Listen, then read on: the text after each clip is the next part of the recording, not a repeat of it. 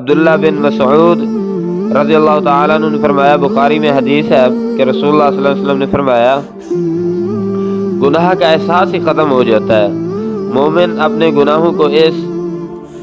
انداز سے دکھاتا ہے گویا کہ وہ کسی پہاڑ کے نیچے بیٹھا ہے اور اسے اندیشہ ہے کہ یہ پہاڑ اس کے اوپر نہ گر نہ جائے، اور فاسق و فاجر کے نزدیک گناہوں کا معاملہ ایسے ہے جیسے کوئی مکھی اس کے ناک پر بیٹھے اور اس نے ہاتھ کے اشارے سے اڑا دیا۔ سامعین کرام، جو مومن ہے، اللہ کے رسول محمد رسول اللہ صلی اللہ علیہ وسلم نے فرمایا، اس طرح اس کے لیے گناہ مشکل ہے جس طرح پہاڑ کے نیچے بیٹھا ہے اور اس کو خطرہ ہے کہ پہاڑ میرے اوپر گر سکتا ہے۔ اسی طرح ہے مومن کے لیے، جو بھی مومن ہوگا نا، اس کو خطرہ ہوگا، کہے گا میں نماز پڑھتا ہوں، حج،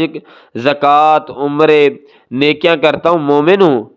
میں فلاں گناہ کروں گا میرے نیک اعمال ختم ہو سکتے ہیں، اس کو خطرہ ہوتا ہے، وہ گناہ نہیں کرتا۔